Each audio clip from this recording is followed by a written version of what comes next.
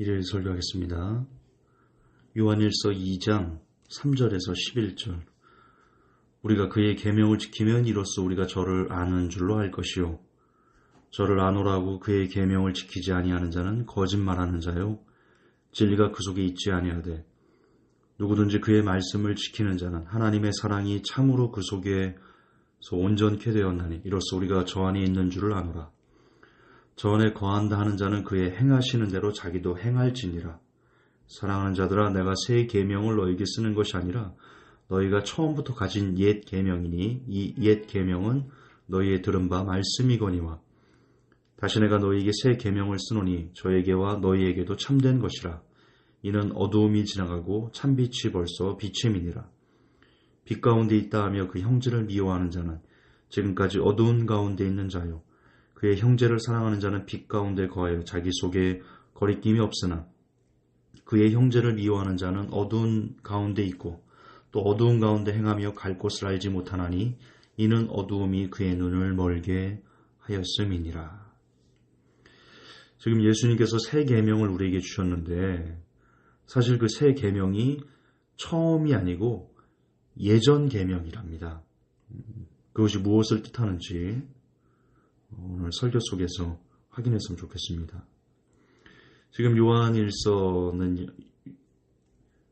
요한은요, 성경을 통해서 우리가 예수님 안에 있는지, 그분을 믿고 있는지, 그것을 무엇으로 증명할 수 있다라고 하고 있냐면, 그의 계명을 지키는 것으로 우리가 증명할 수 있다라고 말합니다. 이것도 많이 다르죠. 우리가 그분을 믿고 있는지, 지금 우리들은 안타깝게도 눈에 보이는 11조를 많이 하거나 교회 열심히 예배에 참석하거나 이런 것들로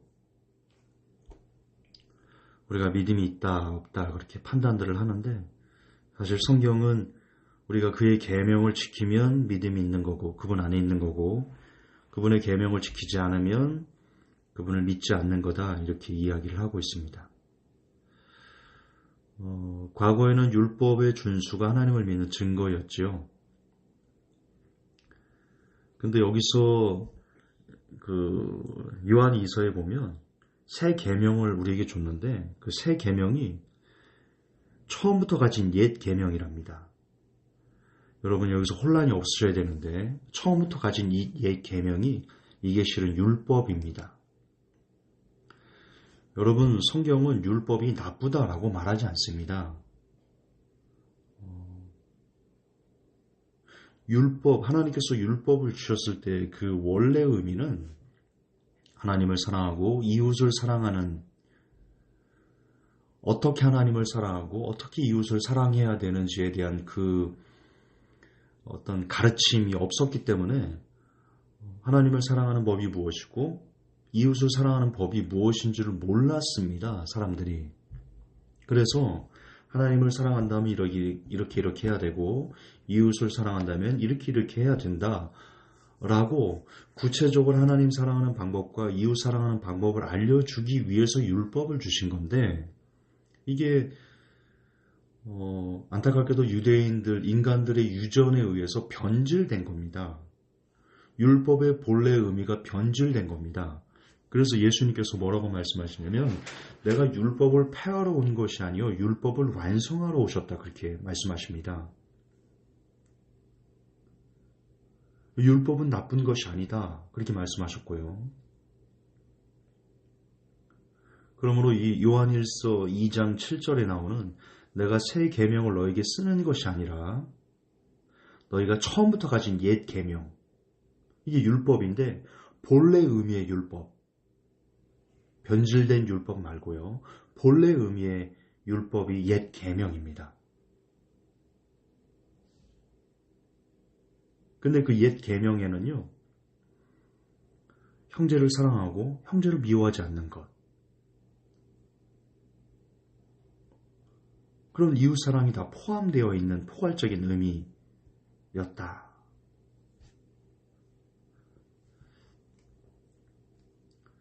그렇습니다.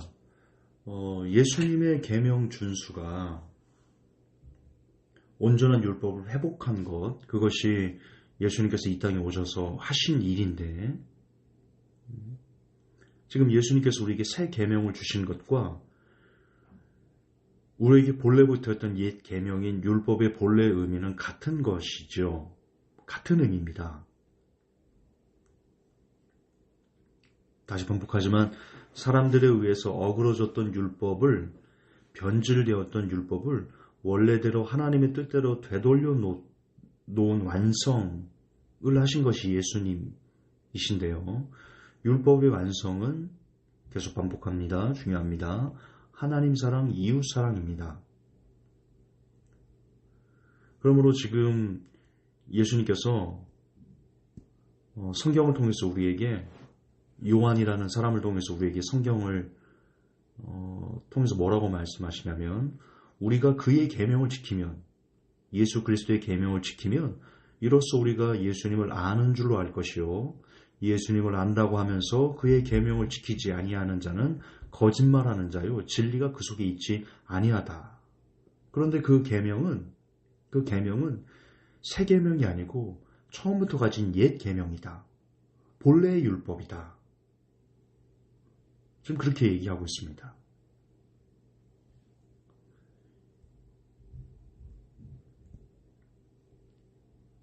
그러면 그 계명, 우리가 예수님을 안다고, 예수님 속에 거한다고 그 계명을 지켜야 되는데, 그것이 원래 본래 율법인데, 핵심, 그 율법의 완성이 무엇인가요? 하나님께서 원래 율법을 주신 그 이유, 계속 나오는 얘기입니다. 하나님 사랑, 이웃 사랑인데, 그렇다면 지금 성경은 요한 2서에서 우리에게 뭐라고 말하냐면, 우리가 하나님 사랑과 이웃 사랑을 하지 않으면 우리는 예수님 안에 거하지 않는 사람이고 예수님을 믿지 않는 사람이다. 그렇게 얘기하는 겁니다. 하나님 사랑과 이웃 사랑을 하지 않으면서 예수님 안에 있다라고 말하면 지금 성경은 뭐라고 얘기하고 있어요?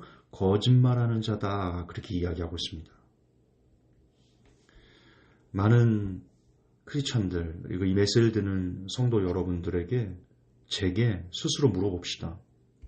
우리는 하나님 사랑과 이웃 사랑의 삶이 있습니까? 먼저 하나님 사랑, 그분을 찾고 구하는 그런 열망,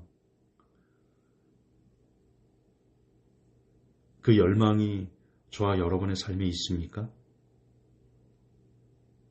있어요. 있으셔야 됩니다. 그분을 향한 갈망이 우리의 삶 속에 없다면 우리가 아무리 열심히 교회를 나가고 어떤 직분을 받고 심지어 어떤 사역을 한다고 할지라도 우리는 아직 예수님 안에 거하는 사람이 아닙니다. 우리는 예수님을 믿는 사람이 아니고, 그러면서도 우리가 예수님을 믿는다 말하면 우리는 거짓말하는 사람입니다. 성경은 그렇게 이야기합니다. 자, 그러면 여기서 나는 하나님을 구하고자 하는 열망이 있습니다 라고 말하는 분이 계신다면 그 다음 것도 동일하게 그렇게 삽니다 라고 해야 됩니다. 이게 연결된 겁니다. 하나님 사랑과 이웃 사랑을 따로 이게 분리할 수 없는 겁니다. 하나님을 사랑하는 사람은 반드시 이웃을 사랑하게 되어 있습니다. 이거는 반드시입니다. 그러면 이웃사랑은 무엇이냐?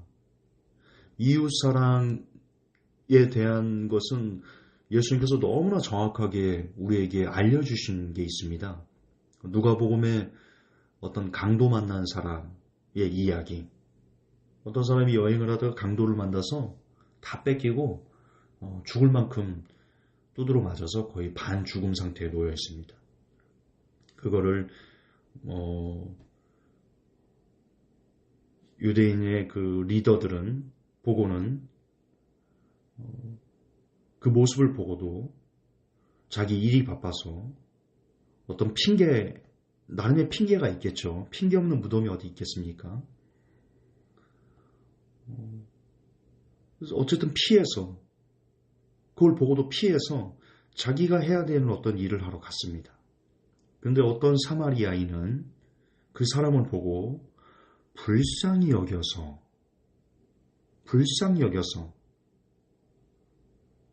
그를 나귀에 태우고 영안에 가서 잘 돌봐주게 하고, 혹 부비가 더 들면, 돈이 더 들면 내가 갔다 오는 길에 맞아주겠다. 잘 보살펴달라 라고 했습니다. 그러면 예수님께서 물었습니다. 누가 강도 만난 자의 이웃이냐? 누가 이웃이냐? 불쌍히 여긴 사람이 이웃이다 라고 이야기합니다. 그러므로 이웃사랑은 여러분 진짜 어떻게 멀리서 이웃사랑의 개념을 찾을 필요가 없습니다. 불쌍히 여기는 줄 아는 사람. 이웃사랑의 핵심은 얼마나 사람을 불쌍히 여길 줄 아는가. 그것이 이웃사랑의 핵심입니다.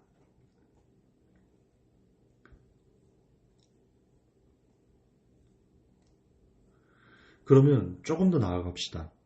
불쌍히 여긴다는 것의 또 핵심은 뭘까요? 이웃사람은 불쌍히 여긴다는 건데, 불쌍히 여겨서 그 사람은 공공에 처한 사람을 돌봐주고 보살펴주고 관심 가져주고 한다는 건데, 그것만큼이나 더 중요한 불쌍히 여김에 대한 내용이 성경에 나옵니다. 불쌍히 여긴다는 것의 핵심이 또 나옵니다. 그것은 바로 용서입니다. 이것도 성경에 나오는 예수님께서 하신 말씀인데요. 빚을 진 동관 하나가 있었습니다. 그래서 상전이 그 사람을 잡아서 빚을 갚으라 그랬더니 그 사람이 막 불쌍히 막 울면서 한 번만 봐주세요. 내가 돈이 없어요. 꼭 갚을게요. 그래서 옥졸에게 붙이려고 하다가 그 모습이 불쌍해서 탕감해 줬습니다. 그래, 갚지 마. 내가 용서해 줄게 그랬습니다. 불쌍히 여겨서 용서해 주신 겁니다. 그렇게 용서를 받아놓고는 밖에 나가서 자기에게 조금 빚진, 자기는 굉장히 큰 빚을 진 것을 탕감받아놓고도 자기에게 조금 빚진 사람을 만나서 돈을 갚으라니까 그 사람이 똑같이 나 좀 불쌍히 여겨주세요. 내가 지금 갚을 수가 없어요. 그랬는데도 그것을 용서하지 않고 불쌍히 여기지 않고 빚을 갚도록 옥졸에게 붙였습니다. 그거를 그 주인의 종들이 보고는 주인에게 가서 이야기합니다. 그랬더니 주인이 대노해서 내가 빚 탕감해준 그 사람 다시 데려와. 내가 너를 불쌍히 여긴 것처럼 너도 그 사람을 불쌍히 여겼어야지. 네가 그 사람을 불쌍히 여기지 않았으니까 이제는 나도 너를 불쌍히 여기지 않을 거야. 주님께서 그렇게 말씀하십니다. 즉 이웃사랑은 불쌍히 여긴다는 것인데 그 불쌍히 여긴다는 것의 핵심은 바로 용서에 있다는 겁니다. 우리가 하나님에게 얼마나 큰 용서를 받으며 살았습니까? 지금 여러분들 하나님께서 여러분을 용서하지 않았다면 지금 제대로 하나님 앞에 서서 오늘을 살아갈 수 있는 사람이 이 세상에 단 한 명이라도 있을까요? 그렇게 우리는 모두가 다 하나님 앞에 똑같은 죄인입니다. 그런데 나는 거룩한 척, 나는 그렇게 오늘도 하나님의 용서를 받고 있으면서 내게 죄를 범한 사람 누구는 결단코 용서하지 않는 우리들의 모습. 이웃사랑이 없는 겁니다. 이웃사랑이 없으면 하나님 사랑도 없는 거고요. 하나님 사랑과 이웃사랑이 없으면 우리는 예수님을 안 믿는 겁니다. 예수님 안에 없는 겁니다. 구원이 없는 겁니다. 그러므로 내가 지금 구원의 길을 가고 있는지 구원의 길을 가고 있지 않는지를 스스로 자가진단할 수 있는 아주 좋은 방법은 내가 지금 다른 사람을 용서하며 살아가고 있는지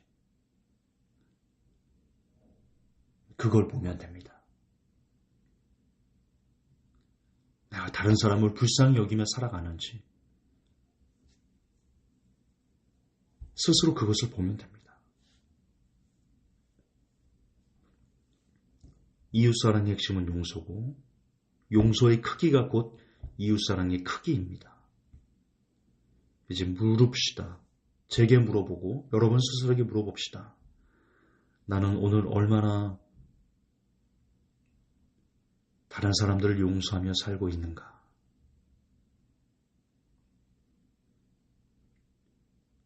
그것도 반복합니다. 용서가 없는 사람은 믿지 않는 사람입니다. 믿음이 없는 사람은 천국에 갈 수 없습니다. 곧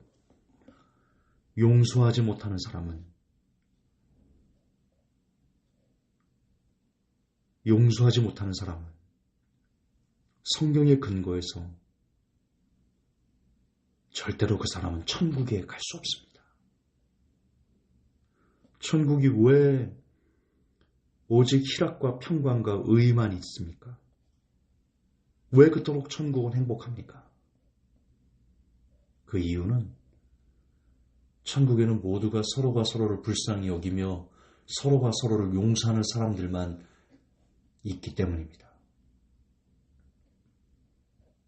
그러니까 천국은 희락이 있을 수밖에 없는 겁니다.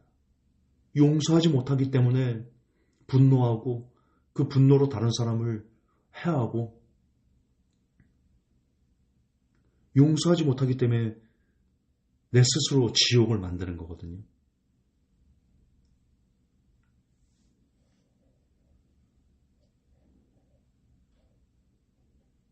용서하셔야 됩니다. 왜냐? 하나님이 우리를 용서하셨으니까요. 그토록 더럽고 추악한 죄악, 그토록 심한 발악, 하나님을 향한 반항, 하나님을 향한 모독, 하나님 뜻대로 살지 않는 거역, 반역, 하나님 것을 일체 오래 참으심으로 우리를 향해서 용서하심으로 그리고 십자가의 죽으심으로 우리의 용서를 증명하셨거든요.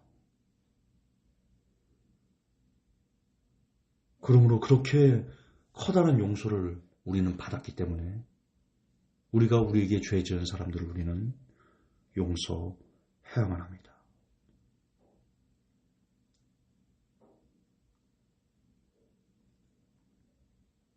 다시 한번 마지막으로 제 자신에게 그리고 여러분에게 묻습니다.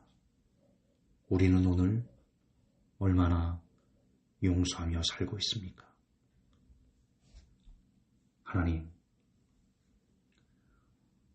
오늘 요한 이서를 통해서 예수님만에 거하는 것, 예수님을 믿는 것이 그분의 계명을 지키는 것이다 라고 말씀해 주셨습니다. 그 계명의 핵심은 하나님의 사랑이고 이웃사랑입니다. 이웃사랑의 불쌍히 여김은 곧 용서하는 삶인 줄 깨닫습니다. 제 모습을 돌아보고 이 메시지를 듣는 사람들의 마음이 스스로를 돌아보게 하셔서 나는 얼마나 다른 사람을 불쌍히 여기며 용서하는 삶을 사는지 오늘 이 밤 스스로 돌아보게 하시며 용서하지 못했던 우리의 모습들을 회개하고 하나님 우리를 용서하신 그 은혜를 우리가 힘입어 다른 사람을 용서하는 그런 삶을 살아갈 수 있도록 이웃사랑을 실천할 수 있도록 하나님 우리에게 큰 은혜를 더해 주옵소서. 예수님 이름 받들어 기도합니다. 아멘.